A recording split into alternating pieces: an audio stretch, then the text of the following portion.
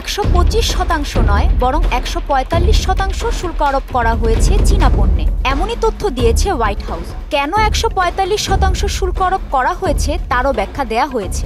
White house ব্যাখ্যা দিয়ে বলছে, ট্রাম্পের নতুন ঘোষণায় চীনা পণ্যের ওপর শুল্ক 84% থেকে বৃদ্ধি করে 125% করা হয়। তবে নিষিদ্ধ ঔষধ ফ্যান্টালাইন সংক্রান্ত বিতর্কে চীনের ওপর আরও 20% শুল্ক আগে থেকেই ধার্য রয়েছে। ওই 20% শুল্কের সঙ্গে বর্ধিত 125% শুল্ক কার্যকর হবে। ফলে চীনা পণ্যে মোট শুল্কের পরিমাণ হবে 145%।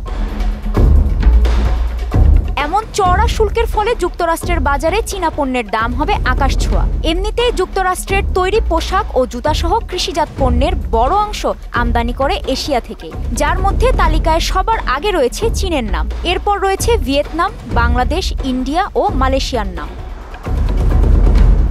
বাংলাদেশের পণ্য রপ্তানিকারকেরা মনে করছেন, এ শুল্ক শেষ পর্যন্ত বহাল থাকলে চীন থেকে পণ্য ক্রয় মার্কিন ব্যবসা প্রতিষ্ঠানগুলো সরে আসতে পারে। এতে বাংলাদেশের লাভবান হওয়ার একটি সুযোগ তৈরি হতে পারে। তৈরি পোশাক শিল্পের মালিকদের সংগঠন বিজিএমই এর এক পরিসংখ্যানে দেখা যায়, যুক্তরাষ্ট্রের বাজারে এখন থেকে $2 একটি কটন টি শার্ট চীন থেকে আমদানি হলে মোট শুল্ক দিতে হবে $2.83, যা ভিয়েতনাম ও বাংলাদেশ থেকে পড়বে $0.53। এতে যুক্তরাষ্ট্রের বাংলাদেশে বাণিজ্যের দ্বার আরও প্রশস্ত হবে।